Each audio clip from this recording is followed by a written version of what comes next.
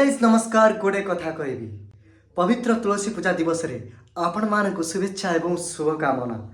सबु घर अगणारे शोभा पाए तुलसी। तुलसी अटे बड़ा महान जो घरे स्वर्ग समान।